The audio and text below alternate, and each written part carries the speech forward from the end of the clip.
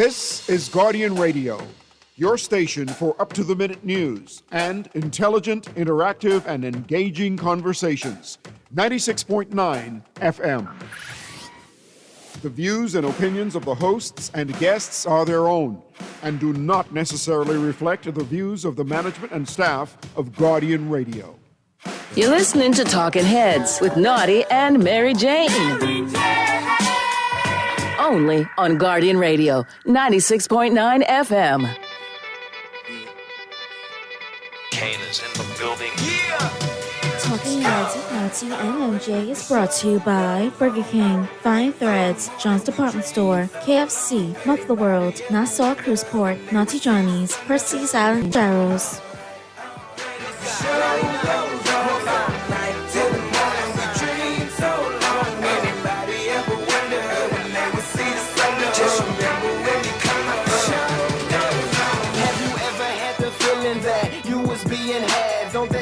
Make you mad, they treat you like a slave, put chains all on your soul and put whips up on your back. They be lying through their teeth, hope you slip up off your path. I don't switch up, I just laugh, put my kicks up on they desk, unaffected by they threats, then get busy on they. See, that's how that Chi-Town made me, that's how my daddy raised me. That glittering may not be gold, don't let nobody play me.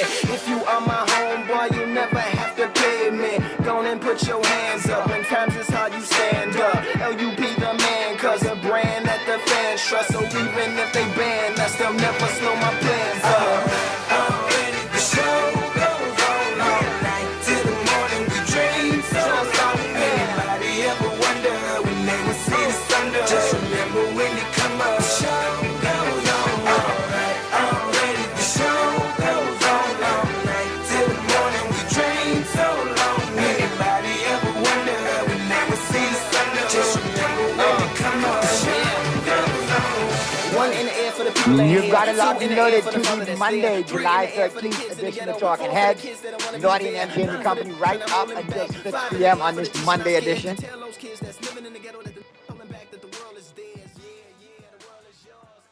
And we're back at you on this Monday, July 13th edition of Talking Heads. Naughty and MJ and your company. MJ was popping. I'm here. I can't say it was good because not too much good to report about. I mean, I'll be honest with you. Coming in from last weekend or last week, I mean, Muffy started off a avalanche of I don't know what. After that, I met with tragedy on Independence Holiday and more tragedy over the remaining portion of the weekend. And absolutely. What is going on? Just a brutal weekend. I think we definitely should start by giving our condolences to the families, friends, loved ones of those who lost their lives And in the plane crash. On board, including Captain Franklin Cambridge, Yeah. Taniqua Gillot, Mateo Winder, New Mateo, all of these very talented Bahamians, okay? Oh, God, Melvin Hamfield, DJ Fresh. I cannot believe I got to read DJ Fresh now. I'm so, to everyone who's involved in this tragedy. Giovanni McKenzie, Gio. I've known Gio and watched him come up.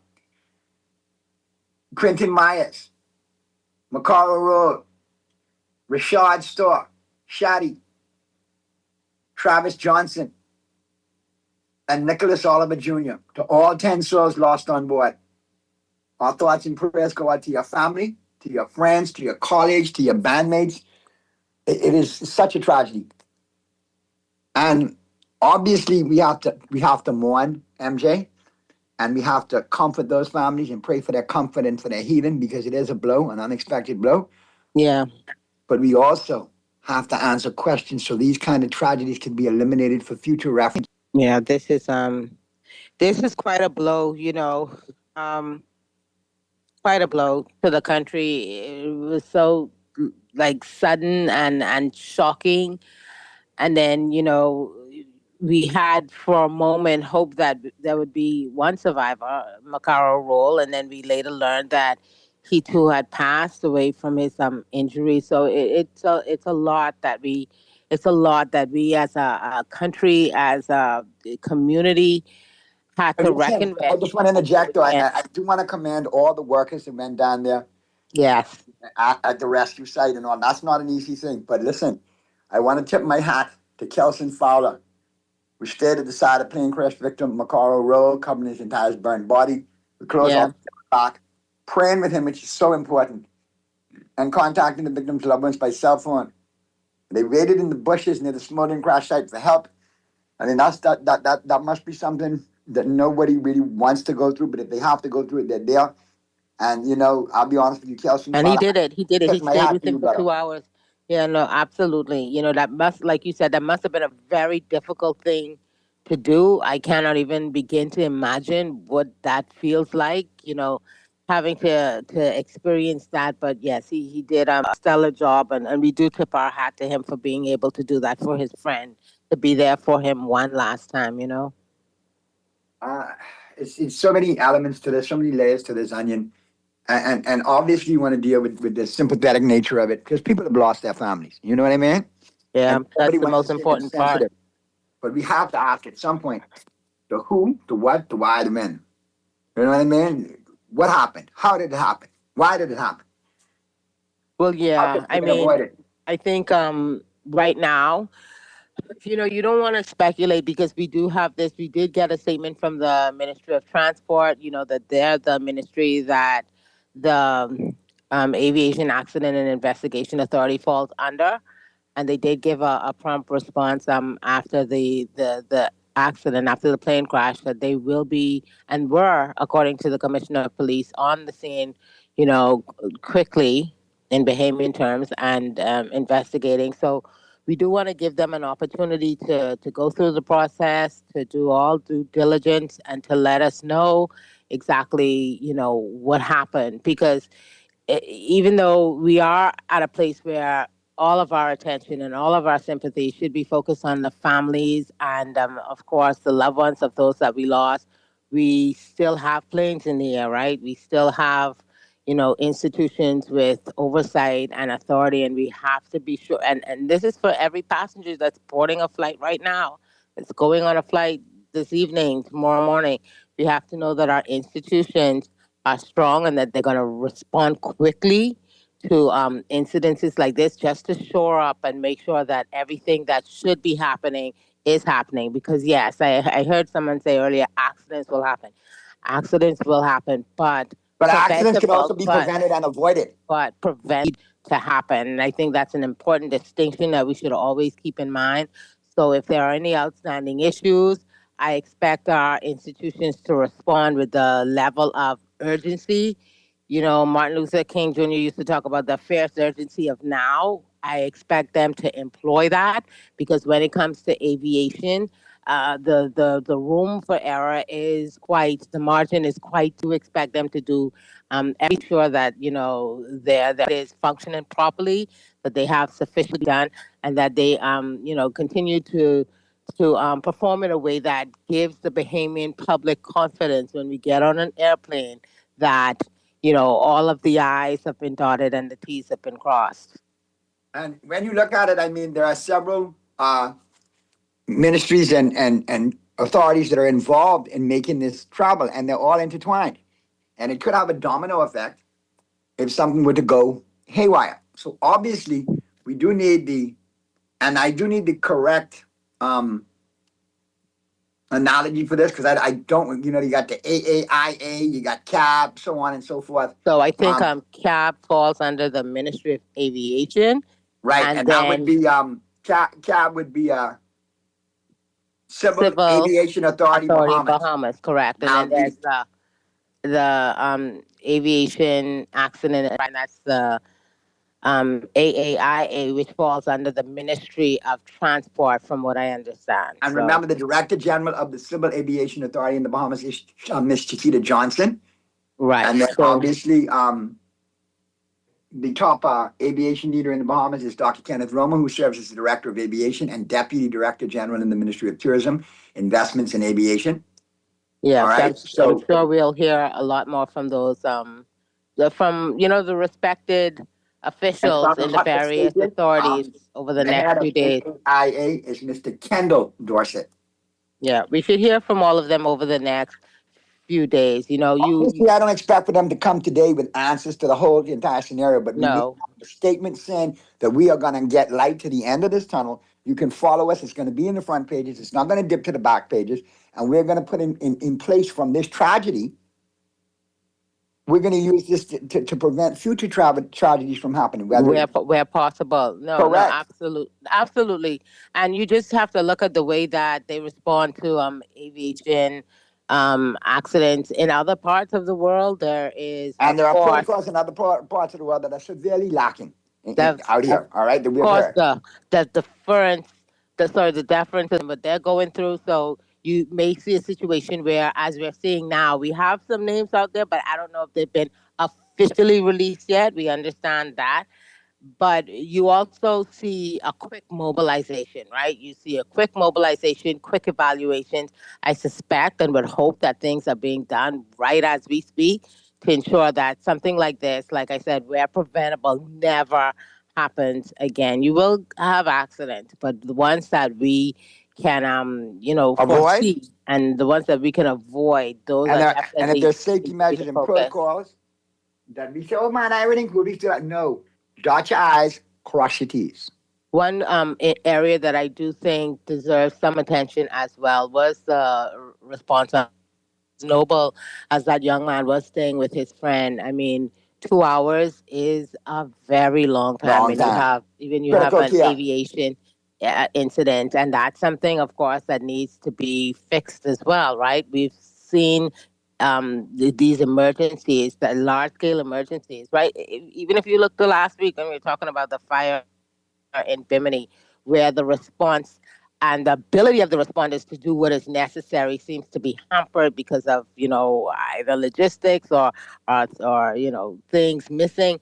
And so I think when we look at this past weekend, when we look at this past week, when we look at this past month, the last few years, we have to start asking ourselves, are we moving in a direction that when things like this do happen, we're in a better position as a country to respond to emergencies? And I think that question's still on the table.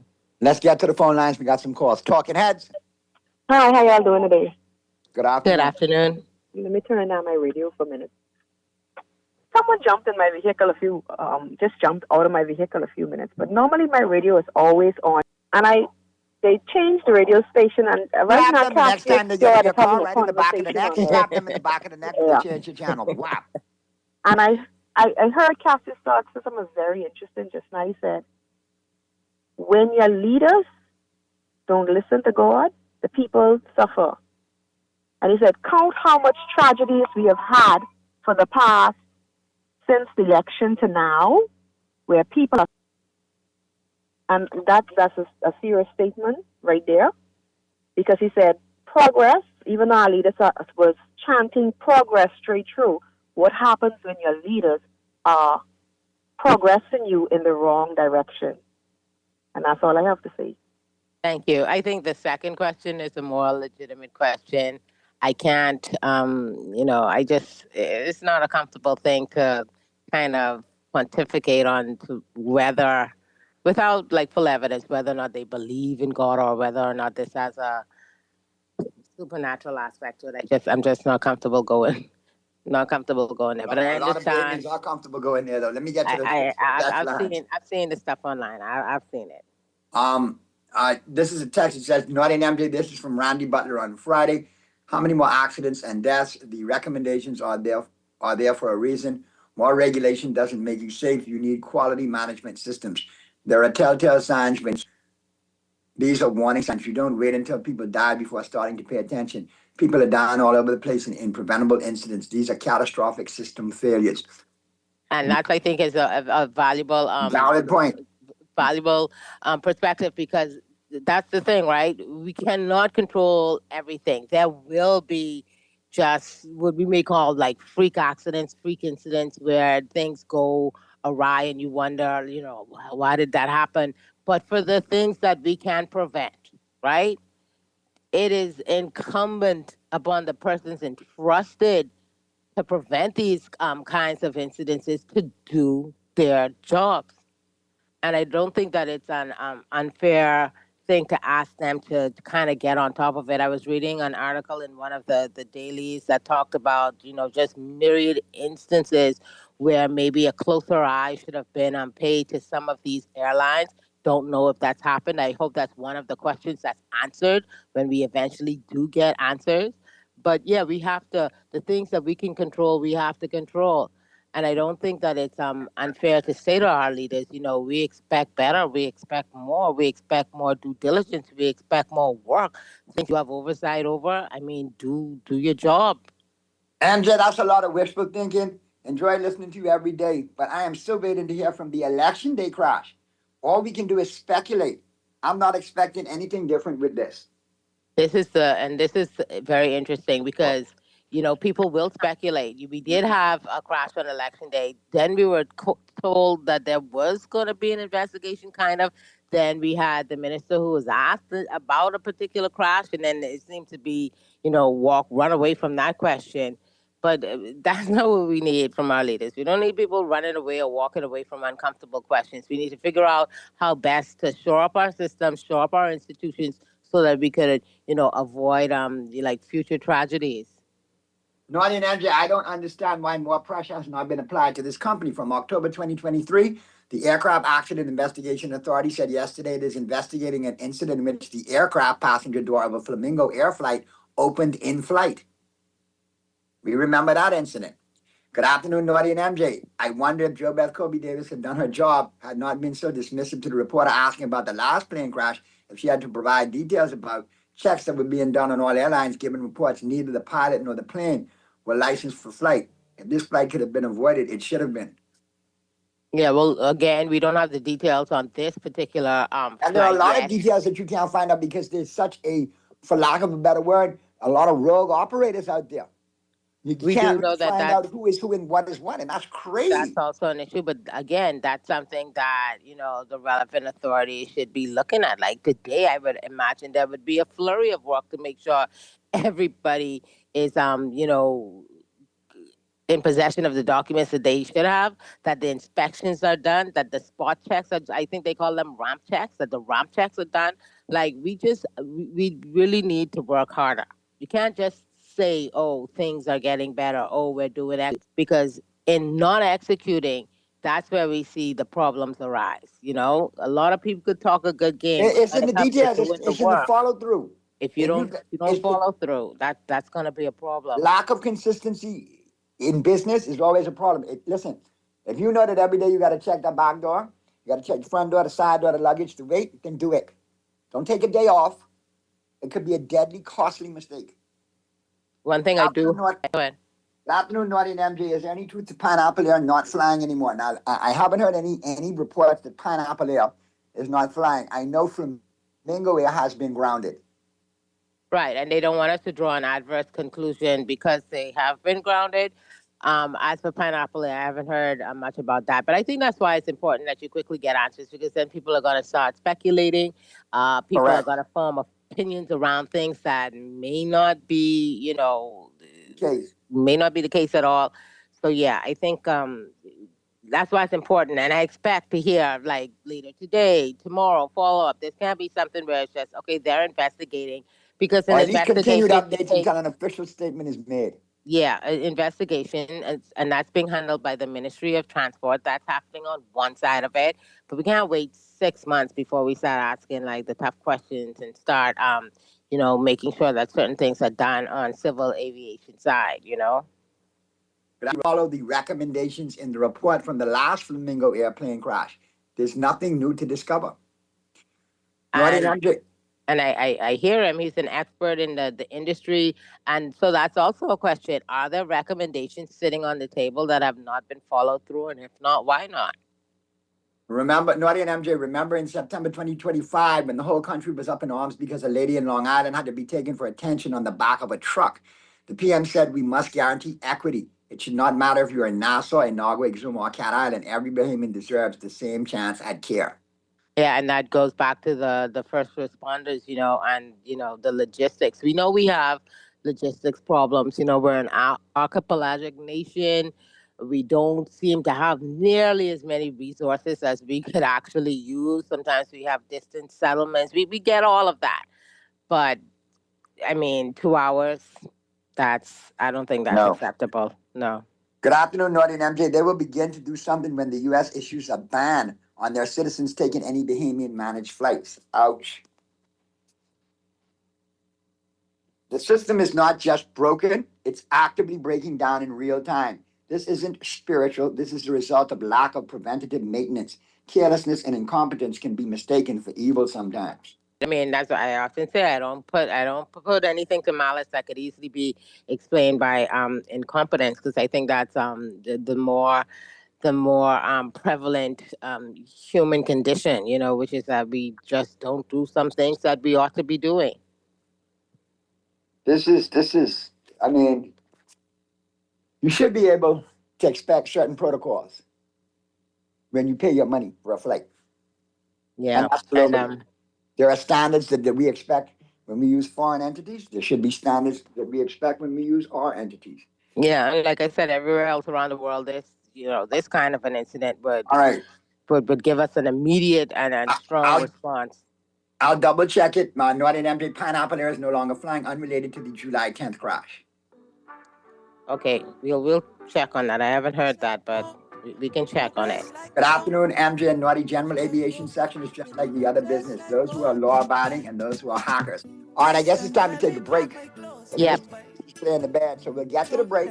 Flip side of the break, we'll be right back at you right here on the Monday, July 13th edition of Talking Heads with Naughty and MJ, which continues right after this. I come and don't tell my Grammy break, Johnny. Okay. Tell the DJ play some ratings, okay. From the island, I ain't from those days. Buy one ticket and I on my way. I come and don't tell my mommy break, Johnny. Red. Tell my Some cousin medical facilities pride themselves on offering multiple services. At Fourth Terrace Diagnostic Center, imaging is what we do. Same goes for imaging at Grosvenor. Whether you need an X-ray, mammogram, CAT scan, or ultrasound, we have a team of board-certified radiologists on staff, on site, each with their own area of expertise. Results are submitted to your doctor within 24 hours. Call to schedule an appointment at Fourth Terrace Diagnostic Center or Imaging at Grosvenor today. You try to rest, but roll with the best. For all your printing needs, there ain't no one better, no. For posters and banners, magazines and flyers. For window decals, greeting cards and newsletters. No job too big and there's no job too small. You name it, we can fit it. Just give us a call. Located at the Nassau Guardian Building, telephone 302-2361. Hey kids, are you ready? It's back! The Jeff Rogers Summer Basketball Camp. July 27th to 31st at the Kendall Isaacs Gym, 2 to 5 p.m. daily. And August 3rd to 8th, 8 a.m. to 2 p.m. For boys and girls from 5 to 18. Come enjoy the thrills of the big game alongside NBA legends and current superstars Michael Sweetbells Thompson, Michael Jr., Klay Thompson, Buddy Hield, Muggsy Bogues, and many others. Registration forms available now at the Seventh-day Adventist offices on Tony Williams Darling Highway. The Jeff Rogers Summer Basketball Camp. Refined style with elegant taste, then fine threads is your place. If you want those slacks hemmed or just taking the waist, then fine threads is your place. If you wanna look suave and debonair everywhere you go, like you're supposed to be in a video, wanna step out and look great, then fine threads is your place. Refined taste, then fine threads is your place. Is your place. Is your place. Dive in hot with the new KFC Dunk Buffalo Ranch. A crispy ranch chicken sandwich with buffalo sauce on the side. For just $8.95, get messy with it and dunk it how you want it. KFC, it's finger licking good. Everybody dunk! Everybody ranch! This is Guardian Radio 96.9 FM. Fresh news, smart talk, all day.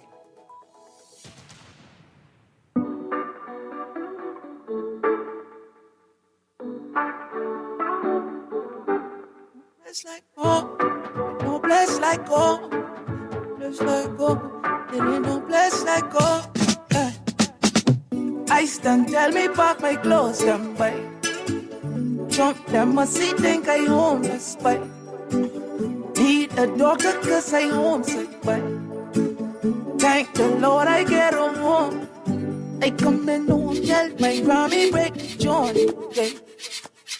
Tell the DJ play some reggae straight. And I ain't from those days. Buy one ticket and I on my way. I come in home, tell my mommy bake Johnny Red. Tell my cousin how I'm cold got back. Tell the DJ play some reggae straight. From the island, I ain't from no state. I come in home, it ain't no place like home. It ain't no place We're like back home. at you on Monday, July 13th edition of Talking Heads. Scotty and MJ Company right up until 6 p.m. And MJ, here we go. I just did a quick search. And one thing we got to do is get information correct so we know exactly what is what. We've had reports that Pineapple Air is no longer flying. I last checked. Said Pineapple Air is still actively flying and operating in domestic routes within the Bahamas. If you've heard rumors that they stopped operating, it's likely due to confusion surrounding a high-profile incident on March 19th, 2026, where one of the aircraft suffered a landing gear failure. Okay. But at the end of the day, it says the airline continues to operate, and you can check flight schedules, make reservations, and find contact numbers for their LPI outlet terminals directly on Pineapple Air website or by emailing info@pineappleair.com. Yeah, we know that Flamingo Air is the one that is no longer flying, and has in fact offered its customers refunds. I think their offices are open Mondays through Thursdays, so they're going to be offering refunds. So they're grounded, but yeah, so far that's the only thing that we can certainly confirm. Let's get to the phone lines. Talking Heads. Talking Heads. All right, caller. We got the caller, Mr. Producer, or they need to call us back? All right, caller, hit us back, please. But that's the problem, speculation. When you don't get pertinent information right away, or you're not used to giving pertinent information right away, then it leads to speculation. And I think that's what it is. I think that people are so used to that vacuum that they think, oh, well, I'm going to just say whatever because I know I'll never hear otherwise. And that's the problem. A big thing yesterday on a lot of wannabe social media, quote unquote, media outlets, which are just basically trash rags. You get people pointing at a former cabinet minister and at a current cabinet minister that they own Flamingo Airlines. And I will tell caller, we're coming to you right now, hang tight. Flamingo Airline is a privately owned Bahamian domestic airline company owned and led by Captain Raymond Meadows, who serves as president, and Captain Vincent Colebrook, who serves as CEO. Key executives in leadership, President Captain Raymond Meadows, CEO Captain Vincent Colebrook, General Manager Sharon Meadows, Chief Executive Pilot Raymond Meadows. That is the executive. The latest. That's the latest information that we have.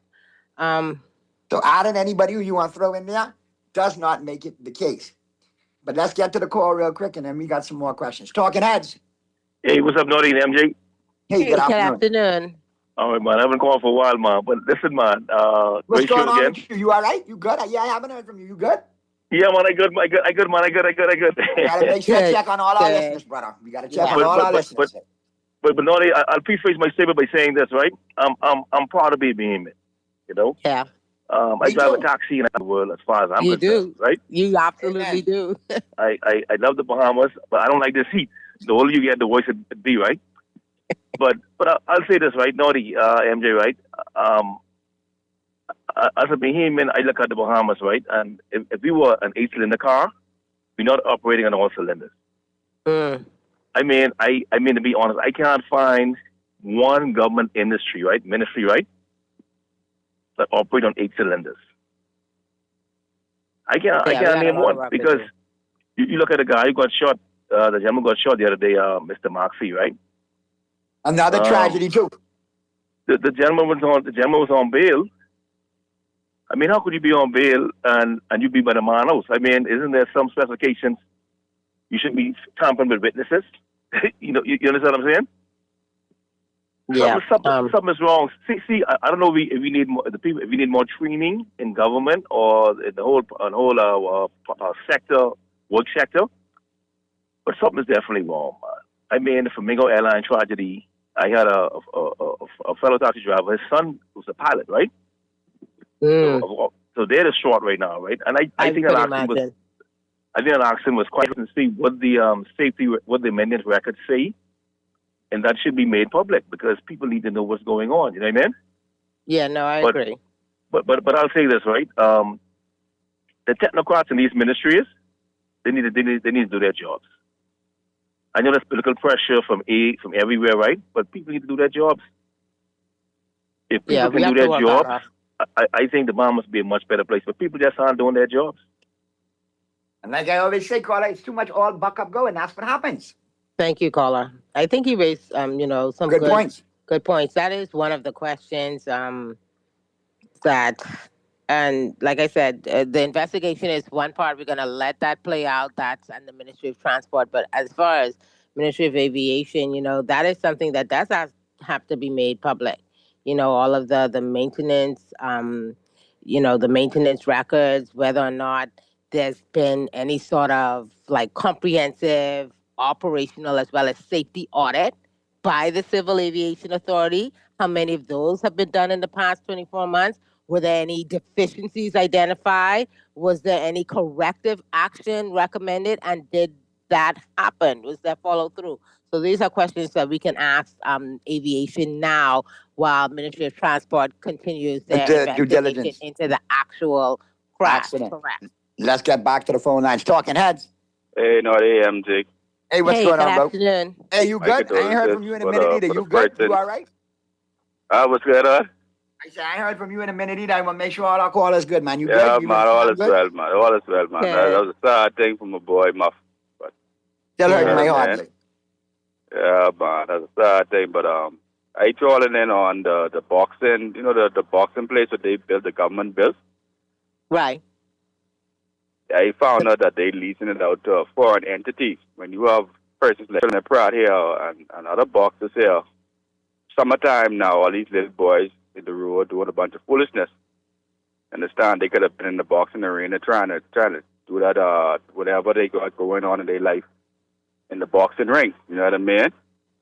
So I try to find out why the government leased that place, a government building, the only government boxing to a foreign entity. Well, apparently it was leased to a foreign entity. They put one allegedly into that boxing facility, and they're also partnered with local boxing clubs that have been on Talking Heads before. They will get them back on Talking Heads and the press box. Keishno Major is one that can speak to it. I know they're doing some programs down there. Do I think, I don't want to scoff at the gift and the improvements that they made down there. I think we could have done that ourselves without a foreign investment. But that's what I'm saying. Investments. If the foreign investors actually do get these kids off in boxing internationally, like they've claimed that they plan to do. They don't know these kids, man. They don't know these kids. I wonder how many camps and activities are really functioning and thriving. Exactly. Because you see these kids all over Hell's Half Acre for the summer. I hate to say it like that. All over the place, all over the road, downtown, everywhere these little boys is, man. They could direct their things something more productive for the man, and that's really disturbing. I just thought that we see the day man down right by on Bay Street, and he is very upset, man.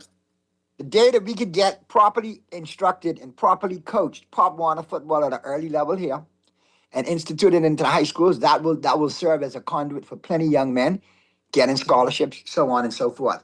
Exactly. Look at sports that are not on the regular, and look at the talent that we have. But like I said, there is something awry because we got a lot of programs coming up when we were small when we could do things. There are not a lot of things for kids to do now. And props to Jeff Rogers. I heard the commercial playing again. Props to him for doing his thing, going on 30-some years. Big up to Jeff. We got to get Jeff on the show before. Yeah, that's an excellent. And Muggsy Bogues still coming back. Muggsy Bogues still coming back from that time. Muggsy Bogues is a legend. People don't understand that Muggsy Bogues came from Dunbar High School, one of the premier high school programs in America. Went on to Wake Forest University at under 6 foot, way under 6 foot, almost just barely above 4 foot, and turned that into a great pro career. along with Manute Bol in Washington and other destinations. In Charlotte, he's a legend in Charlotte, North Carolina. And I can't wait to see Muggsy because MJ and I had the privilege of several summers Muggsy attending Laugh Fest that we did. And Muggsy is a huge fan of stand-up comedy. So I can't wait to see Muggsy. And I know he's MJ a does great, Muggsy great. too because she's Yeah. actually taller than Muggsy. I think And I am in you heels for are. sure. In heels You for are. sure. I can't Right? believe what he was able to accomplish. The phone lines real quick. Talking Heads. Hey, Naughty MJ, what's happening, man? Hey, what's good going afternoon. on? We hear from Yeah, you, but I cool. want to make sure you good. You good, brother? Everybody good with you and yours? Hey, Rachel, one of the down like 4 flat tires on the Volkswagen. I can't complain. You holding it down, but that's down. Hey, but let me ask you a question. What other industry is on the brink of catastrophe because of lack of oversight? And here's why I say that, right? What's the safety or what's the maintenance procedure on public bus? Who oversight the maintenance or the safety of these public bus on the road? The mailboat services, they carry passengers. Yeah. You see what I'm saying? Yep. These ferry boats that carry people to different islands. The jet ski operators. What oversight is there that they operate safely and they conduct business right? No, you raise a good point, caller, because maybe we're at the point where we need to look at many different industries and get it right and implement those safety measures, because this tragedy has spurred us into some sort of action. No, you make a good point. And not just transportation. What about BPL? What type of plants are they in? What's stopping them from oil being on the ground, fuel being on the ground, the right conditions, and boom, you got an explosion. God forbid. The ministry, funny enough, the Minister of Energy today said that the upgrades to the transmission and distribution system should be completed by next month. But I don't know what next month means. That's just so vague. What's next month? What about the existing power plant in Abaco? Yeah. In Andres, in the Family Islands. You see what I'm saying? Where's the oversight to make sure that they operate safely? You see a lot of good jobs for Bahamians, because I'm sure we all want things to run better. I'm sure there are many Bahamians out there that'll step up to the plate and fill these roles if there's a lack of enough persons filling these roles. But we got to do it. We gotta make the changes, and we got to make sure we follow through. In my industry, we have something what you call a near miss. A near miss is when something almost happened. Right. Then you would make the necessary corrections to prevent it from happening. So again, let me go to a corner. We see the stop sign is covered by bush, or the stop sign is missing, and you end up that's overstepping the road. Yeah. Who reports that? Right. You know what I'm saying? Who makes sure it gets fixed? Who follow up on it? You see what I'm saying? There's departments throughout America called... That's just an illustration of what a near miss is. But listen, caller, there's divisions and departments in the United States throughout called City and Park. And their job is to maintain the city and maintain the park, meaning they will go and say, okay, BPL was to put in a new transformer here. Let's double check. Yep, on the corner of this and the corner of that, brand new transformer installed to the T. Everything is working and functioning good. 6 months later, hey, BPL, you need to come fix that new transformer you put in. The bush has overgrown it. You didn't put a covering on it. The bush is now covered it up. People can't see it. It's a fire hazard. Same thing with speed bumps, spotlights, all of that. When it isn't done, where's the oversight? Where's the department? Where's the agency? Somebody needs to be... I agree with you, because I think the public will give feedback. Like, I know we have this new app now. You're supposed to report potholes. But let's say you keep reporting it and you see it ain't getting fixed. How much longer do you think people could keep reporting it? So, yeah, we can get feedback, but we need action, Well, where's the app? When you jump on a public bus and the door can't close? Right. Where's the app? When you go on the airplane and the window fly open, you got to hold to tell the plane land. You see what I'm saying? I hear you, caller. Good stuff, caller. I agree with you completely. Appreciate your points as always. Let me get back to the text lines. Naughty and MJ, 2 plane crashes in less than 3 months is a major red flag. Have we heard of any brand new strict regulations implemented at the airport yet? Or is it business as usual? Good afternoon, Naughty. Corruption. It's all throughout this country. If you look at it really good, from top to bottom, we are corrupt. I wouldn't say from top to bottom we're corrupt, but I could tell you now, reality has a way of inserting itself and making itself known, right? So you have persons that go about and all they do is they say stuff, oh, everything is great. Oh, we're doing X, Y, and Z. Oh, we're going to bring 24 fire engines in. And then something happens and then reality shows you, something? That was just words. All There right, was no follow through. And we got, don't forget, coming up in the 5 o'clock hour, our special guest is Belinda Wilson, Bahamas Union of Teachers and National Alliance of Trade Union Congress President, and she's going to be with us. We're going to have a conversation with her. But before we get to that 5 o'clock portion, let's get this wrapped up. Let's get to the phone lines. Talking Heads. Good afternoon to both of you.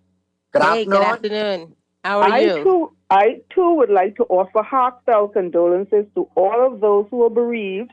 I can only imagine, because there's only those who feels it most, knows it most. But I'm just wondering, with all that is going on, with all the sadness, do we understand that in another few weeks, there will be another Family Island activity? And what then? Are we changing anything? Or have we become more cognizant of what it is that we need to do? Because remember, there's going to be repeat activities, traffic on the Family Island to the same thing. So all of those who are listening, I just need to know that we're not just talking, but we are advocating and putting things in place to make a change. And again, condolences to all of those who are bereaved. Both of you, enjoy your evening. I will continue to listen to you. You always do an excellent job. Thank you. Thank you so much. You have a great evening yourself. I love what that caller said. We can't just talk about it. I mean, it has to be some concrete action, Correct. Let's get back to the phone lines. Talking Heads. Naughty and MJ. Hey, good afternoon. MJ, I called. Firstly, I want to give condolences to all of the families that have been affected throughout our weekend with tragedies left, right, center. But something in particular, MJ, I'd like you to follow up on. You would remember there was when the Commissioner of Police first came in, she was, her and the Prime Minister, they were about this thing where she ordered or was ordering some fire equipment, some fire hydrants, and some fire. And people were saying, "Oh, with the commissioner, but ordering fire trucks and stuff like that." There was this big public story about it. I just recently spoke to a family member of someone that was in Andros on the weekend, and they said to me, "Mandela, if we only had fire equipment to help us to sort of it only stem the fire, we may have had our loved ones, if only in better condition than they are, than to just have to let them burn because of the state of that." Where are we with furnishing these islands and our city here in New Providence with the necessary essential equipment for firefighting? Yeah. We were told that the equipment was ordered, or it was presumed that the equipment was ordered. However, there's been no follow-up on where the equipment is. Just get somebody to give you the tracking number, please, MJ. Yeah, no, we're gonna continue to follow that, because funny enough, after the fire in Bimini last week, we did have Dr. Andre Rollins on as a guest last week, and we talked a little bit about this, and we were even able to pull up the clip where the director of communication talked about these fire engines that were going to be ordered, and this whole program is under the remit of the Commissioner of Police. So yeah, you're absolutely right. We were told that, but once again, reality has inserted itself and made it quite clear that we are not where we thought we were. Let's go back to the phone lines. Talking Heads. Talking Heads. We got you, caller, or you need to call us back? All right, I guess we dropped that one. Let me check some of these texts that are coming in fast and furious as well, MJ. Okay, here it goes. The system is not just broken, it's actively broken down in real time. This isn't spiritual. This is a result of lack of preventative maintenance, carelessness, and incompetence. Can be mistaken for evil sometimes. Good afternoon, MJ. Naughty General Aviation Section is just like any other business. Those who are law-abiding and those who are rogue. Good afternoon, Naughty and MJ. My condolences. Can I just say, sorry, before you go on, can I just say, because I think you had read that text before, and that person said something very interesting. It said general aviation is, like every place else, you have law-abiding, you have rogue. I think that when the stakes are higher, the oversight should be higher. There should be no such thing as rogue. in Correct. aviation. There should be no such Or thing in as any industry, rogue. because it should be regulated Not in properly. any, not in any, but we accept that it's going to happen, correct?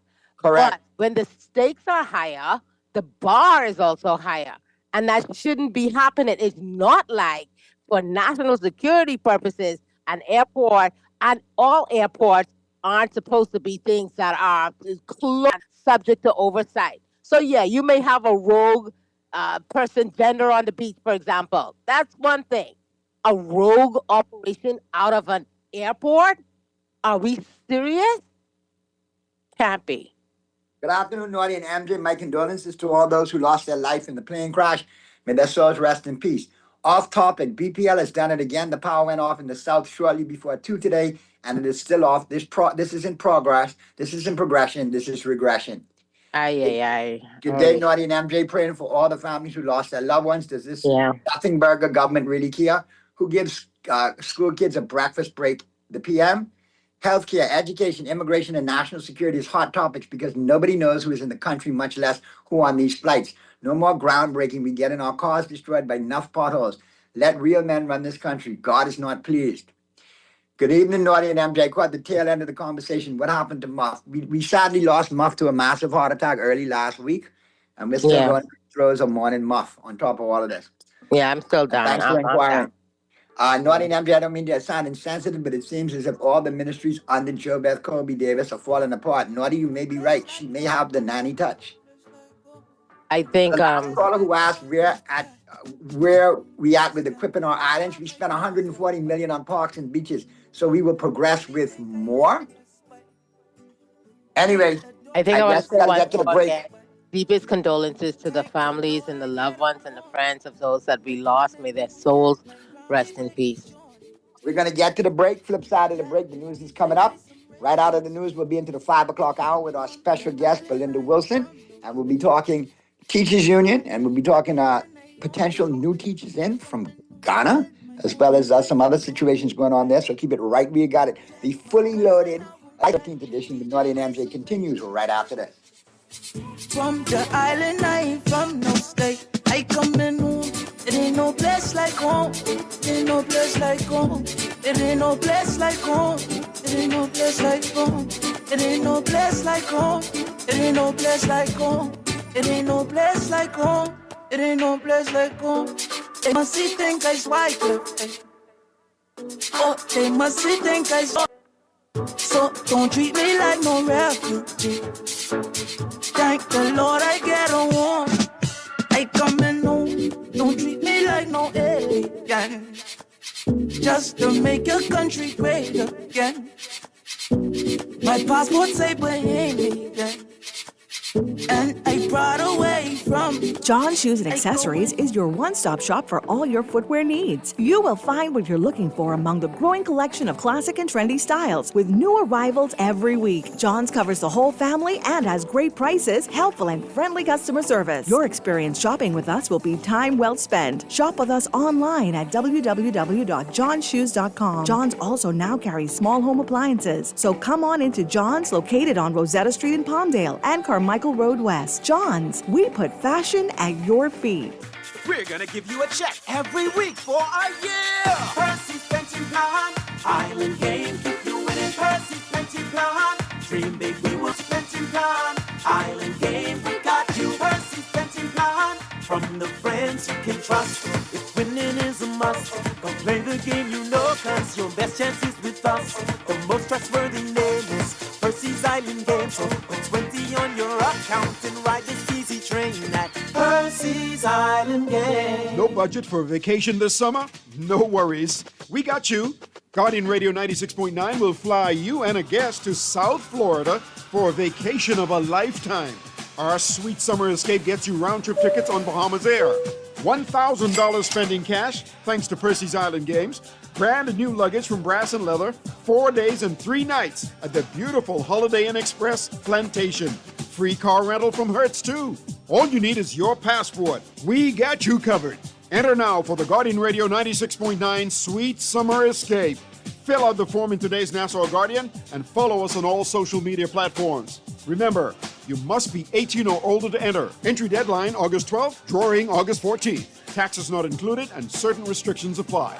Summer's here, and KFC's got summer buckets just for you. Every bucket starts with 8 legs and thigh pieces of your favorite chicken, plus 4 golden biscuits. Grab the value bucket for just $20 or go big with our mega bucket, packed with everything you need for summer fun on the beach, the road. Need more? Add 4 Pepsis, family fries, or the new mango dessert biscuit for only $5. KFC's summer buckets have big flavor, big value, and finger-licking good chicken only at KFC Nassau.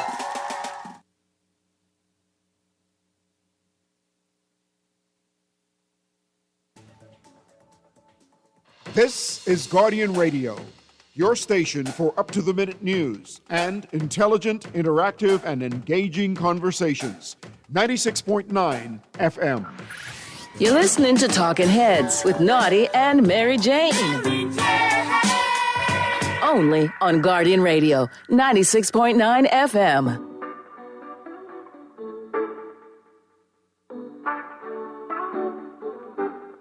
Bless like gold, no bless like gold.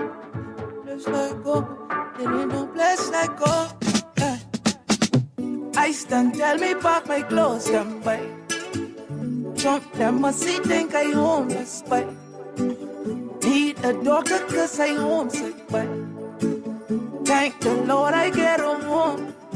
I come in home, tell my Grammy break Johnny, okay. Tell the DJ play some reggae straight. From the island I ain't from no state. Buy one ticket and I on my way. I come in home, tell my mommy bake Johnny bread. Tell my cousin how I'm cold got back. Tell the DJ play some reggae straight. From the island I ain't from no state. I come in home, it ain't no place like home. It ain't no place like home. It ain't no place like home. It ain't no place like home. It ain't no place like home. It ain't no place like home. Place like home. It ain't no place We're like back home. at you on the Monday, July 13th edition of Talking Heads. Naughty and MJ and your company right up until 6 p.m. And we're into the 5 o'clock hour. And let me just get to the text lines real quick before we get to our special guest. Let me knock some of them texts out that we had going into the break. Good afternoon, Naughty and MJ. Since you have been on the air, you have seen a change for the better. Have you seen a change for the better? Question mark. The people in charge don't have to answer to anybody. Business as usual. They get paid on time and don't give a hoot. You're just listening in the dark. It's so sad. Keep up the efforts. Good afternoon, Naughty and MJ. Naughty sorry to ask this, but it seems relevant. While we are all grieving the loss of lives, why are no zero traffic lights working from East Bay Street and throughout the city? Correct. This is definitely negligent. Good afternoon, Naughty and MJ. Condolences and deepest sympathies. We need to fulfill our laws on aviation. Now, Lady Belinda Wilson will set the record straight concerning teachers. We need a better Bahamas for the future. Good afternoon, Naughty and MJ. If I may respectfully make a recommendation, perhaps you can allocate 5 to 10 or 15 minutes of your sports hour to a longtime friend and loyal supporter of your show who have passed Muff Road. Texted you late. We did that the day after Muff passed. We do it again on Sunday. We've been doing it. What have you been listening to? They might have missed it, but yeah, we love. Yeah, but don't. We did represent him a us, lot. okay? We miss him a lot. We do. Thank you for that. Okay, so don't go there. Maybe you should listen more and text less. Thanks. Maybe they just didn't hear it. Gosh. Listen, I am really trying. You know the whole situation with Mop Up 70 and the tragedy on the weekend. I knew a lot of those kids coming up. The Pond Band was multi-talented, you know. No, I know.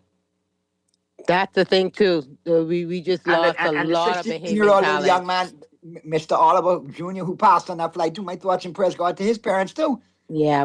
Yep. Particularly since it seemed like there was a space there where they weren't even sure, because his name wasn't mentioned originally. It's just, oh my goodness, so much work we need to do. We need to do things so much better. I love this country, but I will be lying to you if I didn't tell you that we need to build a better Bahamas, because right now we are deficient in so many areas that we can improve on. That word lacking, I hate to use that word lacking, but boy, we lacking a lot. All right, let's get to our special guest, and I'm glad she's here again with us, joining us. Bahamas Union of Teachers President and National Alliance of Trade Union Congress President Belinda Wilson. Belinda, how are you? All things considered, I hope you and hubby had a good holiday weekend, all things considered. But now here we are on Monday. You and I and MJ just spoke last week. You gave us an update on as to how or what was moving with the teachers.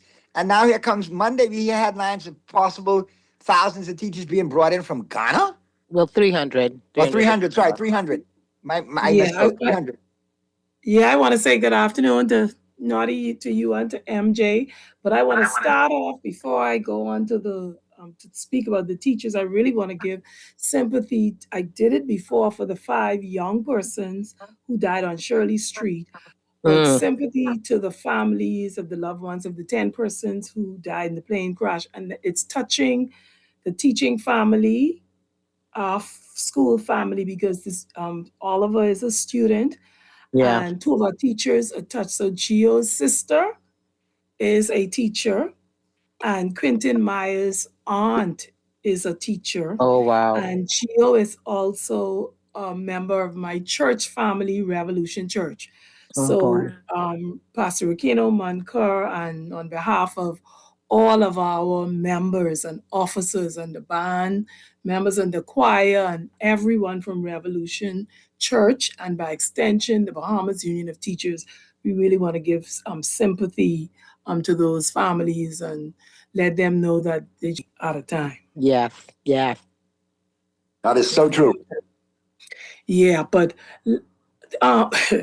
Naughty, I don't even know where to begin, but okay. Listen, Belinda, before you get into it, you could ask MJ. There was when I first read that came across my bow, there was a good old-fashioned Bahamian WMF that came out of me as a Bahamian, and I'm not even a teacher, and I feel the teachers going through, but now this is insult to injury. Because we saw a notice on social media that didn't come from our ministry or our leaders, but it seemed of the 300 potential Ghanaian teachers that came from their Minister of Foreign Affairs, an announcement he made on social media. Is that how did you learn of this possibility? Okay, one of the teachers sent the social media post to me. And the Foreign Affairs Minister from Ghana, and let me repeat, it's Ghana, because some people are saying Guyana. It's not Guyana. It's Ghana. Because we have Guyanese teachers in the service, and some of them have been here 25, 30 years. So we have Guyanese teachers. Yes, and shout out to my Guyanese people who have some of the most creative adjectives in the world and most colorful vocabulary. You know when them get started. Yeah, I think we've all like Guyanese teachers. That's separated. Yeah. Because I got a Guyanese friend right now. Guyanese teachers, yeah. Yes.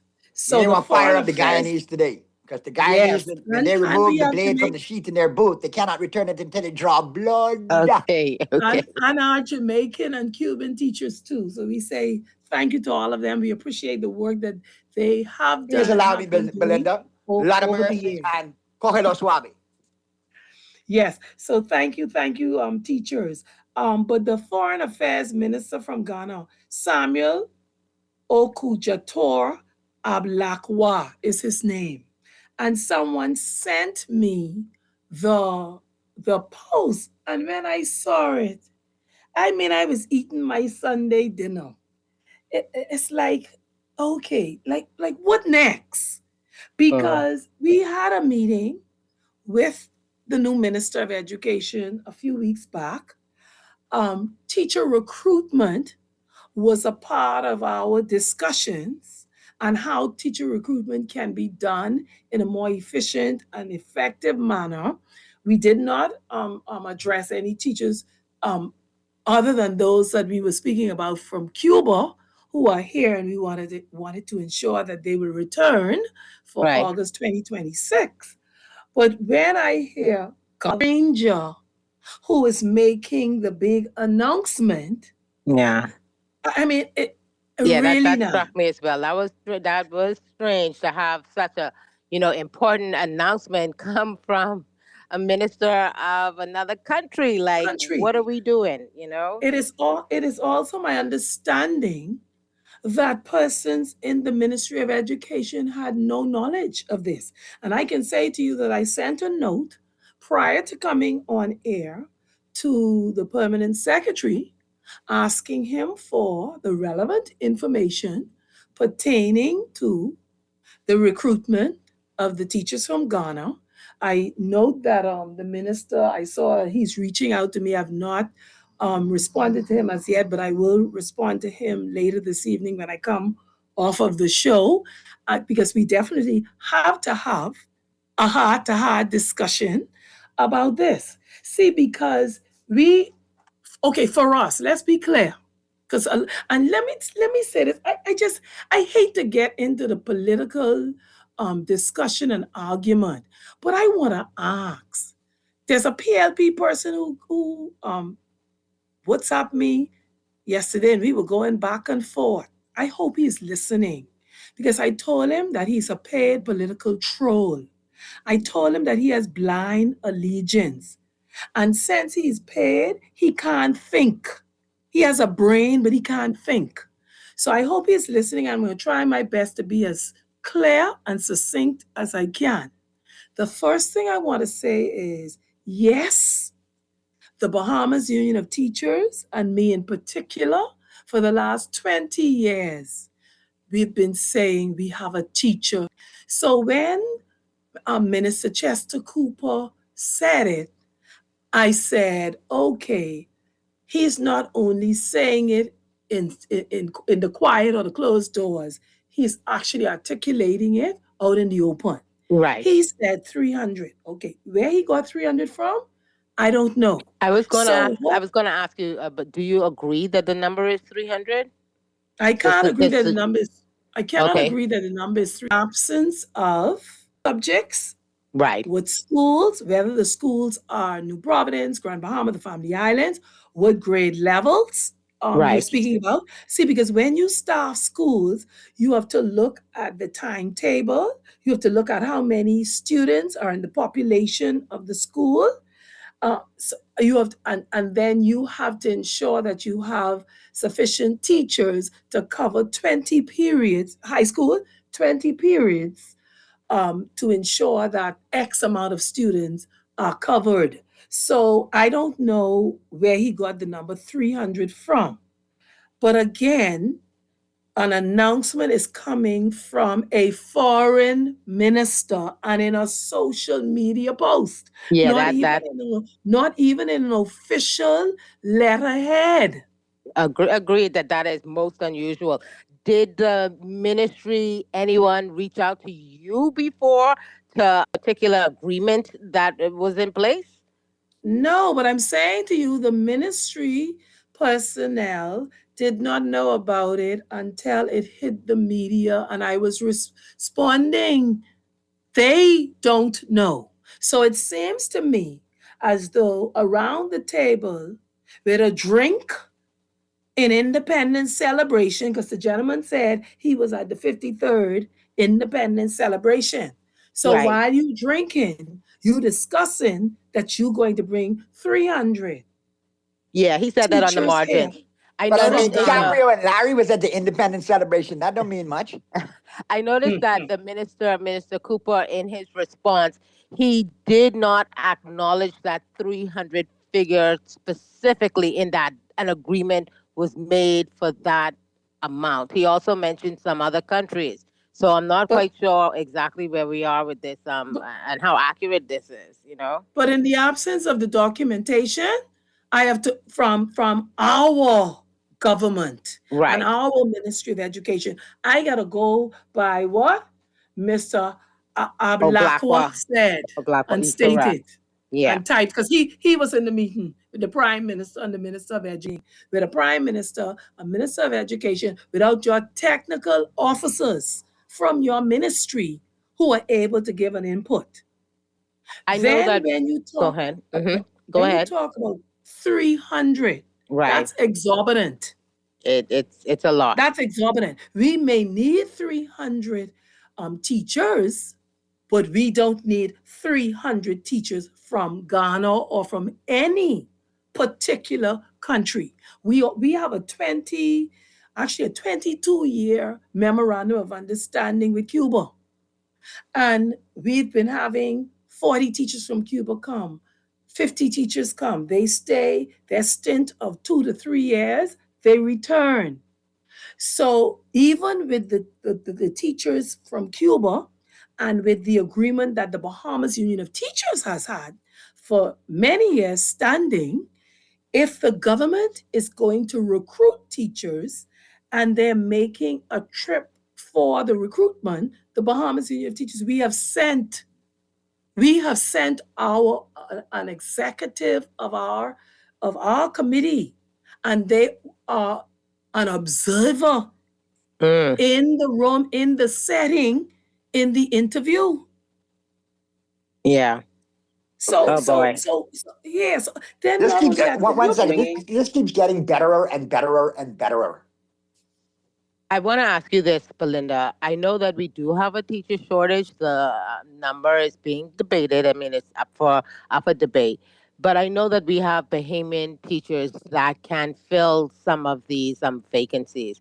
How many, I mean, can you give us an idea about how many teachers you think that we may have that aren't in the system right now that could be added to the system to fill these?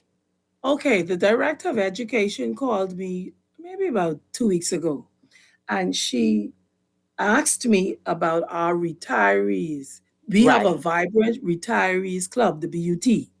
So what I did is I sent out a note to the retirees club. I also sent a note to Grand Bahama, and I post a note throughout all of our teachers' chats. From then to now, I've gathered teachers. Wow. Some are retirees. Some are teachers who left the service, let's say a year or 2 or 3 or 4 years ago. They say they have an interest in returning. Some are Bahamian teachers who are in the United States. They said they will return. Wow. Others are from the University of the Bahamas who did not get on last year, 2025. There are 1 or 2 from private schools. So what I'm saying is if the director spoke to me and I told her, yes, no problem, I'm going to gather those names for you because we're working in partnership. I also said to the minister, Chester Cooper, that I am gathering a list for the director. So my thing is, even with the Ghanaian Minister of Foreign Affairs, and then that's another thing. So you're talking to the Minister of Foreign Affairs from Ghana, right? When I can read for you that the Minister of Education in Ghana on June the 8th, 2026, in their parliament, said that they are short 50,000 to 90,000 teachers. Oh boy. So you short between 50 to 90,000 teachers in Ghana, but you could send the Bahamas 300 teachers. I think a lot. Right. It's just June the 18th, 2026. That is something that I have seen and doing some research too, that they do also have a teacher shortage in Ghana. But I think even when we look at this issue, right? Okay, there's a teacher shortage, and it looks like the ministry is moving in a direction where they want to treat the symptom. But I think we really need to get to the root cause of why there is a teacher shortage potentially in this country and how to fix that so that we have more Bahamian teachers, in these particular roles. Do you think that they've made a concerted effort to fix the real problem, the issue as to why there may be a teacher shortage in this country? Again, we've been saying over and over. Okay, so first of all, people, let's get the salary of the way. Yes, improve the teachers' salaries. Okay, how many years the school is opening? And I'm talking about we don't have sufficient chairs. We don't have sufficient desks. Basic necessities. We don't have material. We don't have tools. We don't have the laptop computers. We don't have the computer lab isn't working. The internet is not connected. These are minor things that can be fixed, that can draw. Some people will say, well, I don't mind if the salary isn't high, but boy, I got a classroom. My classroom has a computer. Each child I have has a desk, as simple as that same. Yeah, no. And a desk and a chair. So, and then respect. Let the teachers' voices in the various schools be heard. When teachers, you send out a survey to the teachers. You have a meeting. You ask the teachers, what is your idea or your belief or your recommendation on a certain matter? They give it to you over and over and over. And every year they come back the same recommendations that they would have given to you. They don't see any injection of those recommendations. They don't see any of those suggestions being embraced. So we need to deal with that first. Speaking of deal with first, go ahead, Belinda. Sorry. So then we need to look, as I said, if I have a list, then there are approximately 60 new graduates from the University of the Bahamas who graduated in May. Wow. So placed as yet. So let's say, for example, my list is 30 to 40. You have 60 from the University of the Bahamas. So let's say you have around 80, 90, 100. So then that means you don't need 300, eh? Yeah, that's if you've identified 80, 90, or 100 at home. And I think that should have come first, right? Shouldn't that have come first? Don't you think that should have happened first? Right. The other thing is, we have 112 Cuban teachers that are in the service now. Okay. So how many of them will be returning August 2026? So you say, okay, that's a part of the equation. Yeah. So once you've done that, then you have to show us. You have to show us what grade levels, what subjects, first of all, are you looking for? You say you out looking. You looking in Ghana. You looking in the U.S. Who is coming to teach in the Bahamas from the U.S.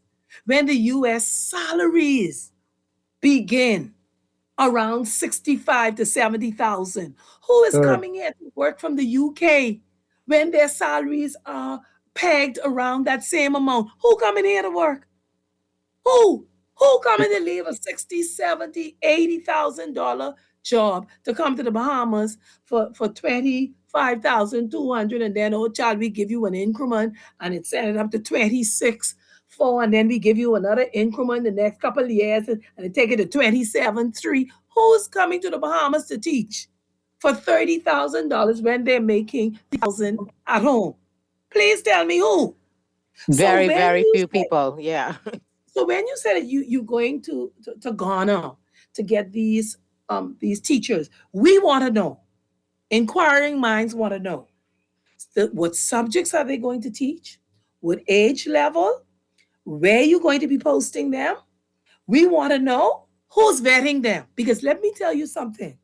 We have student teachers who graduate from the University of the Bahamas, and some of them attend the orientation for the Ministry of Education around August, maybe around the 21st, 22nd of August.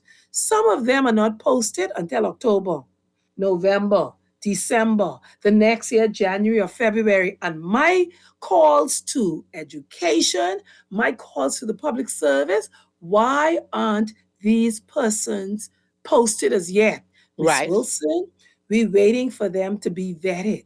So if you can't vet a student that the Ministry of Education and the taxpayers' money paid, send them to UB for 4 years. They live right around the corner from the Ministry of Education, and you can't vet them. But you could vet someone you've never seen in your life who live 5,262 miles away in Ghana. You could vet them. So you telling me too that you're going to vet them. So that means that when they come and sit in your face, and me and my sister look alike, and I bring her picture on her ID, how do you know who I am? And vetting is not only for qualifications, vetting, they need to go through Interpol and whatever other agencies they have on that side of the world, because we need to know, are they pedophiles? We need to know, are they criminals? These are things that we need to know. We also know too is that Ghana faces significant challenges with fraudulent documents. You know what they say that fraudulent documents are? Educational certificates. Yeah. False birth certificates. Yeah. All right. So we have a very special guest with us in studio today, Ms. Belinda Wilson. We're talking about this issue that's on everyone's mind about this potential recruitment of up to 300 teachers from Ghana. We have so many more questions. Belinda, we're so thankful you're here with us today. We're going to take a quick break, and Talking Heads will be right back. Buy one ticket and I on my way. I come and tell my mommy bake Johnny bread. Tell my cousin Put more money back in your pocket with the Fidelity Debt Consolidation Loan. Why pay more when you can pay less? Reduce your monthly debt payments down to one low, easy payment. Apply for a Fidelity Debt Consolidation Loan today. Call 356-7764. Fidelity, we're good for you. Hungry for some serious beef? Then get ready, because Burger King Nassau is bringing back the double quarter-pound king. That's a full half-pound of flame grilled beef, topped with melty cheese, tangy mustard, crunchy pickle, and fresh onion seed bun, classic style. Big flavor, big protein, big satisfaction. Get your double quarter-pound king meal with medium fries and a drink for only $10.35. More food, less money. Only at Burger King Nassau.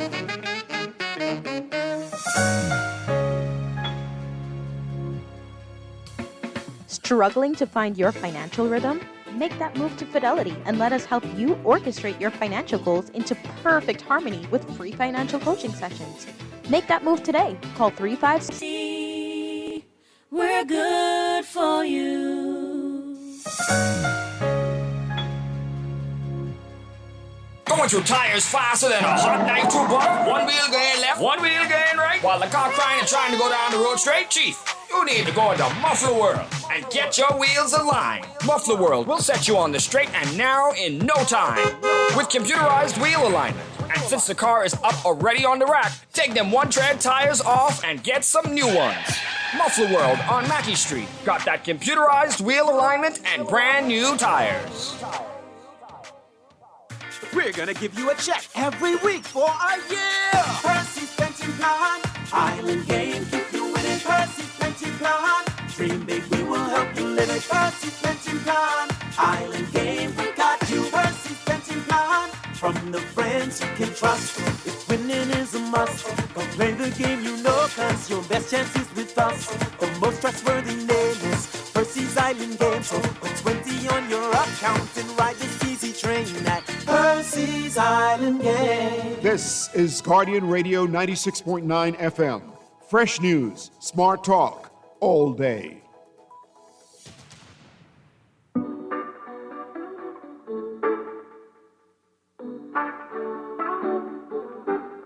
Bless like oh, no bless like oh, bless like oh, there ain't no bless like oh. I stand, tell me back my clothes, them by. Trump, them must see, think I homeless, by. Need a doctor, cause I homesick, by. Thank the Lord I get home. I come to National Farmers Union of Teachers and National Alliance of Trade Union Congress President Belinda Wilson. Glad to have her back. No stranger to the show. Continuing this conversation, you know, I still don't know why. Every time we've had Belinda on, it's always been a fight for the teachers. When are we going to get an episode when Belinda comes on and says, everything cool, you know, Naughty? They have this right. They did working this on right. that. I don't have nothing to say. I think I'd be living in a parallel universe, but I'd still accept it. I really hope that happens before I retire. I hope not for you too, Belinda. I really hope, honestly, I pray and hope that that happens before I retire. And I want to quickly, I'm not going to read the letter, but I'm going to quickly state that the University Teachers Association of Ghana, in a letter on June 26, 2025, they wrote to the Director General of Ghana Tertiary Education Commission in Accra, Ghana. And I only can read what the reference is. There's a condemnation of the proliferation of honorary degrees and fake academic certificates. Oh boy. And their own Ghana, there's a newspaper called a subscription called the Africa Report.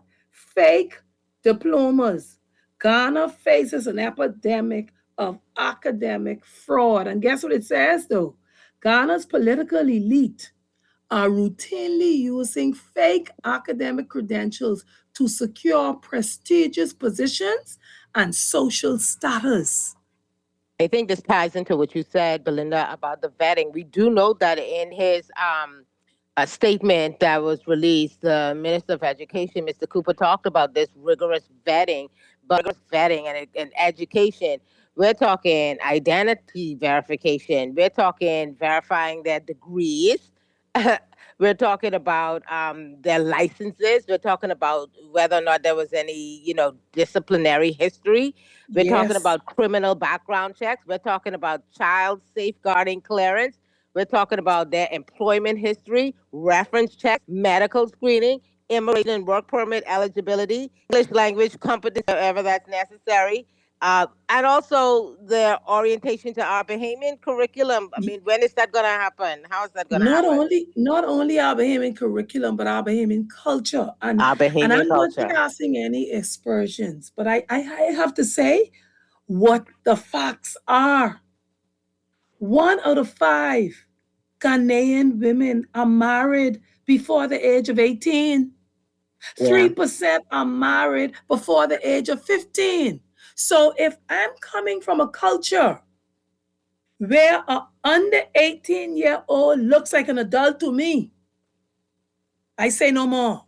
Yeah, no, I think I say no more. No, we understand that there are the rigorous vetting has to be exceedingly rigorous. But not only that, I mean, can the ministry? It sounds we haven't gotten a timeline, right? So they're not saying to us whether or not there's potentially this in other countries. A week from now, 3 months from now, a year from now, whether they're planning it for this term. Do we even know what this agreement? According to the Foreign Affairs Minister of Ghana, right? The man say this year, 2026, school open August 24th. And 2026, he said the Bahamas is ready to receive teachers from Ghana. And he said they're ready to receive the 300 Ghanaian teachers this year. This year is 2026. The minister also talked about, he said, cultural sensitivity training and a comprehensive orientation, as well as a 6-month immersion program. So I'm trying to figure out how does this work. Yeah, they don't complete the program, but they're in the classrooms. I'm trying to figure out how we're planning this. Listen, my dear. The Bahamian students and a few others, non-Bahamians, who go to orientation every year for the Ministry of Education, a 2-day orientation. All they see is confusion. There's a pretty ceremony. The cameras come and they take picture and we grin. And afterwards, you have 200 persons looking in your face for their letters of appointment and their letters of posting. Oh, we only have 20 letters, but you got 200 people sitting here. You didn't know these 200 people were coming here August the 22nd to an orientation, and they need their letters because school is opening in the next few days. Yeah. So if you are unable to process Bahamian students what came from UB in a timely manner, how are you going to do this vigorous vetting? What this orientation is that you're going to be doing, because I can say to you that I've recommended to the Ministry of Education for years and years that when the expatriate teachers come, they shouldn't just come to an orientation and sit for 2 days and you post them in a school. I think they should even do Bahama House. I agree. That sounds like They a should great do idea. other immersions. So if you're unable to have a proper orientation for Bahamian students, tell me when you're gonna have a proper orientation for 300 Ghanaians. The next thing is we have Cuban teachers. Y'all remember? Not last year, year before, 2024 and 2023. I brought to the public's attention that there were Cuban teachers who could not speak a lick of English. Right. I'm telling you, some of them are still in the service now, battling, and I could point out the school. I could tell you the teacher's name and everything, where the principal had to take the timetable from the Cuban teacher who's supposed to be teaching English. But I have text coming in right now, Belinda, saying, listen, my godchild has been trying to get in the system for 2 years, graduated with honors from UB, interviewed, rinse and repeat over and repeatedly with no results. I think Pearly's chiming as well, too. So please send her name and number to me on her subject so I could add it to the list that I'm going to, because I was actually going to send the list to the director today, but I'll hold it until about Wednesday. So if it's anybody else who is listening to this show and you're Bahamian or non-Bahamian and you're here with the right documentation, please reach out so that education personnel can look at you to see how best we can get the teacher shortage dealt with. Pearly, I know Pearly's just chimed in, and I know Pearly has, family members that are educators and administrators. Pearly, what's your take on all of this, man?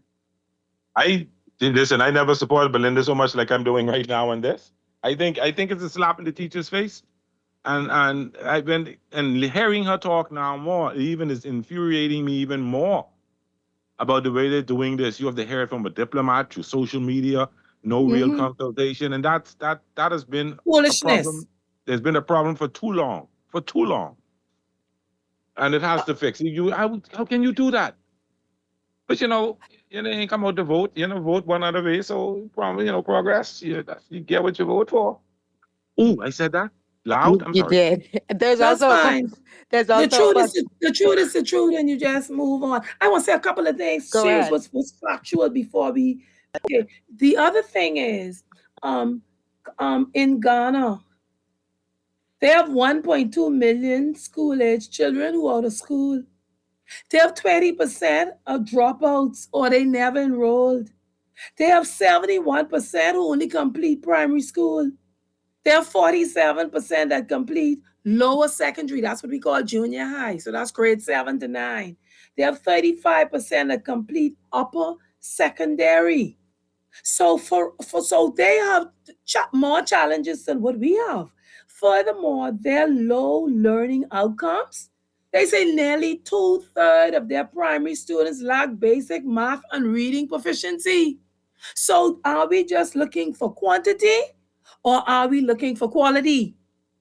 That's a great question. That is a good question. I also what we want to know too, and then I'll pause. We want to know, okay, we already have the concern about Ghanaians having fake documents and having forged teacher certificates. This is what they say in their media and information. I didn't make this up. So what we are concerned with also is the degrees, the ones that are really earned, who they say will be coming here. Are their degrees equivalent to the degrees that we have in this Western world on this side?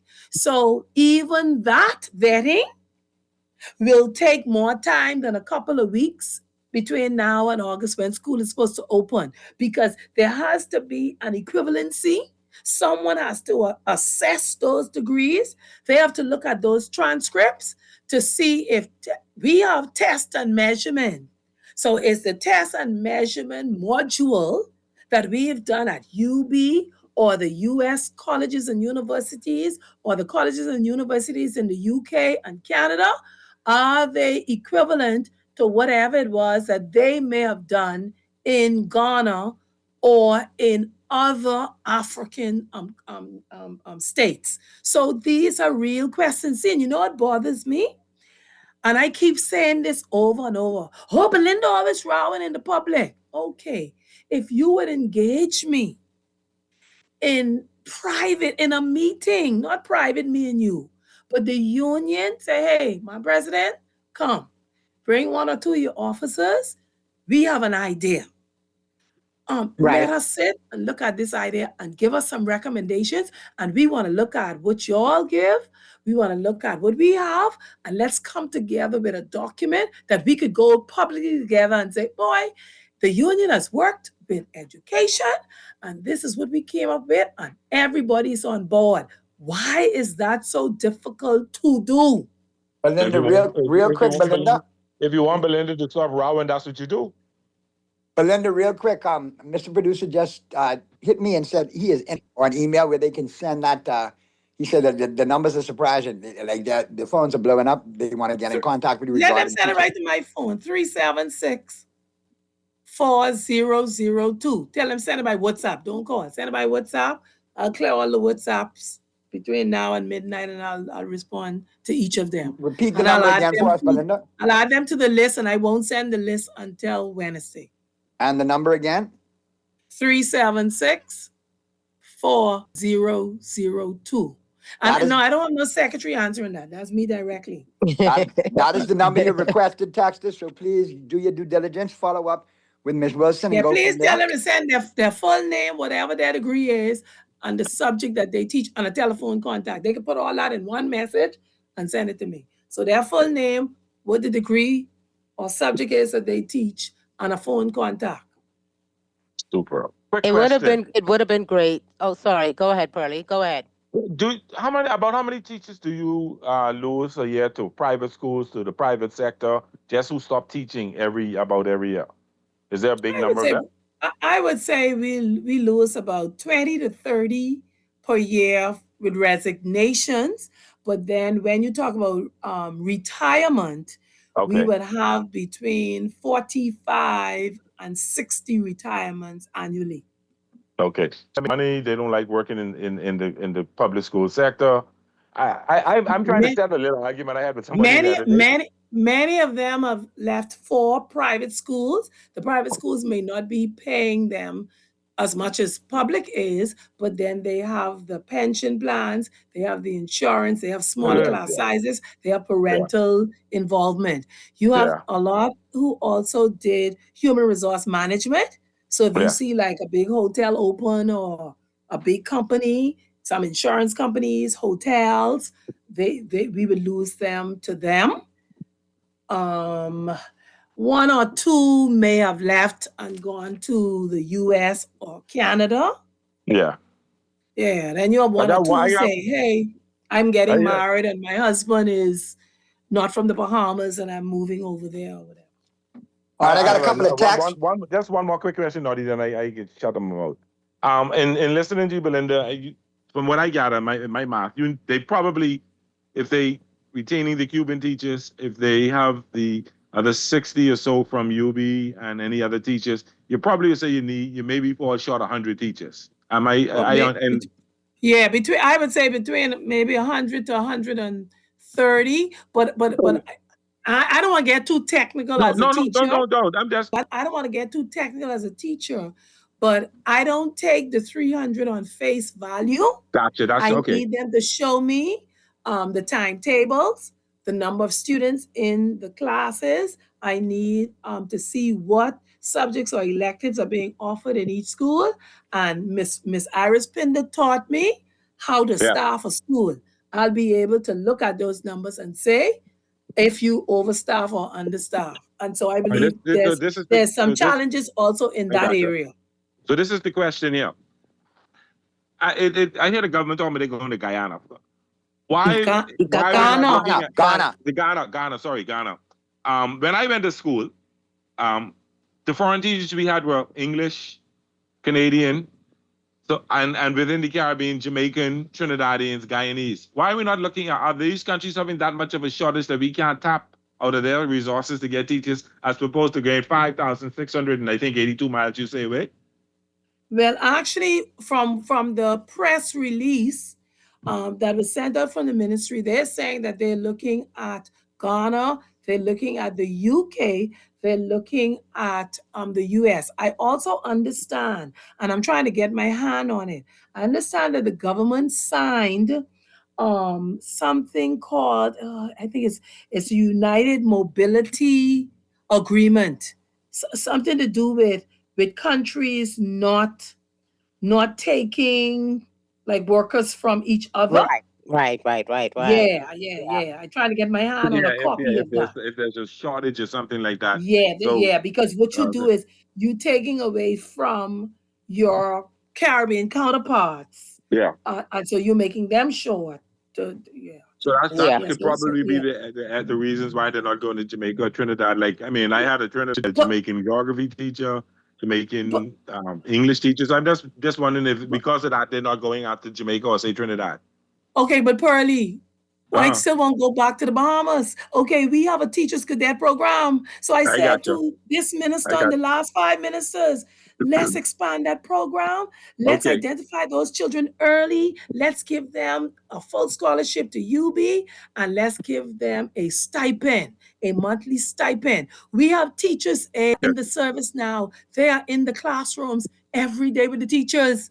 Some of them want to do teaching, but they don't have the qualification. So let's give them some funding for them to be able to attend classes on 2 days of the week, 3 days of the week, and they're already in. We have some teachers who have been teachers aides now for about 18 to 20 years. Oh, wow. So they've seen how the teachers teach. They just don't have the knowledge that the teacher has, but they already see the technique. They see the group work, the individual work. They see how the teacher revises with the students. They help mark the papers, all of that. Oh, and MJ and Naughty, remember I told you I like to be right. That they had only given $56,000 for in-service award. Right. Well, they gave for in-service, for tuition. They have about 4 things on that line item. They gave $155,200 and something dollars. Oh, wow. Escapes me now. But $155,000 and they pegged it. They gave $155 last year, $155 this year, $155 2026, 27, and 2027, 2028. So how is the government saying that they are serious about teachers getting the qualification that they need? In-service teachers I'm talking about now, when you've only allocated $155,000 for in-service and for tuition assistance for in-service teachers, they are not serious. Meanwhile, we don't know. Exactly, what the agreement with Ghana may encompass. What the salary looks like, housing, like what's being included in this agreement that they're offering to Ghana.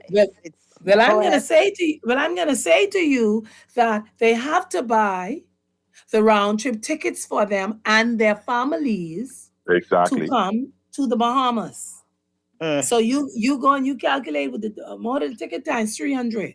Okay, in our right now for rental assistance, $700 is given for rental assistance, and we've negotiated a much higher amount. So I intend to sign off this agreement very shortly, or else it can be held to pay. Well, the minister says you're close, eh? He says you're close. It can be held to pay. I can tell you.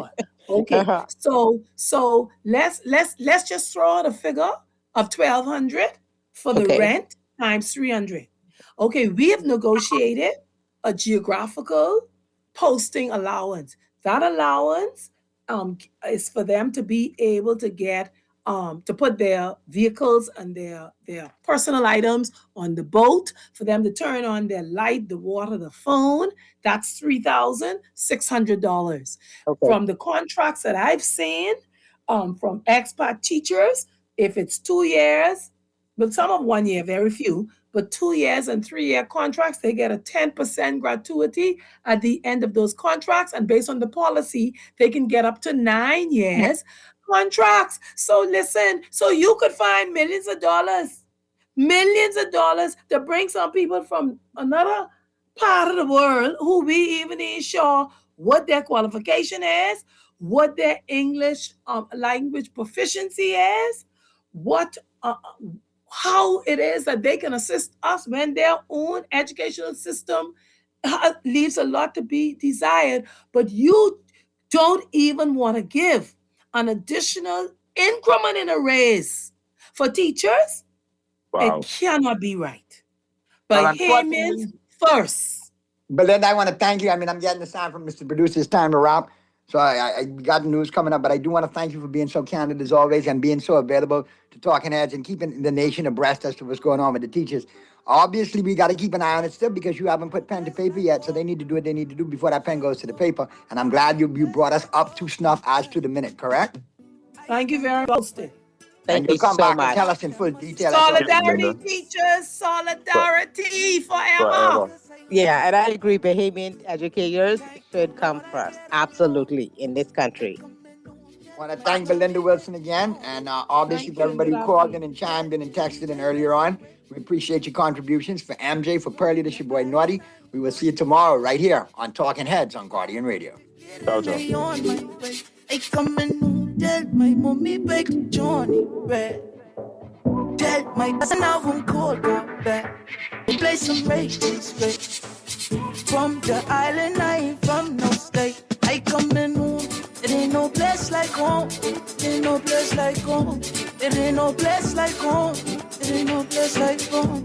It ain't no place John like Shoes and Accessories is your one-stop shop for all your footwear you're looking for among the growing collection of classic and trendy styles with new arrivals every week. John's covers the whole family and has great prices, helpful and friendly customer service. Your experience shopping with us will be time well spent. Online at www.johnshoes.com. John's also now carries small home appliances, so come on into John's, located on Rosetta Street in Palmdale. At John's, we put fashion at your feet. Dive in hot on Buffalo Ranch. A crispy ranch chicken sandwich with buffalo sauce on the side. For just $8.95, get messy with it and dunk it how you want it. It's finger licking good. Everybody dunk.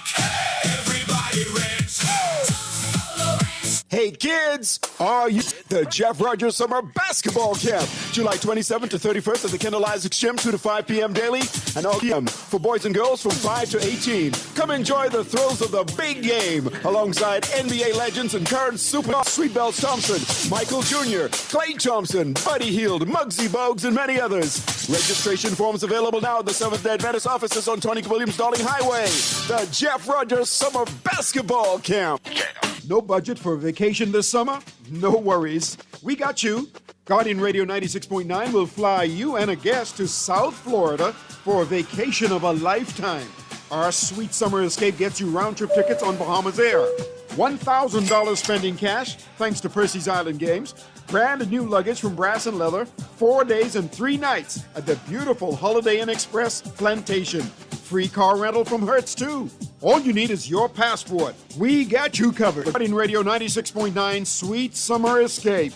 Fill out the form in today's Nassau Guardian and follow us on all social media. Remember, you must be 18 or older to enter. Entry deadline August 12th, drawing August 14th. Taxes not included and certain restrictions apply.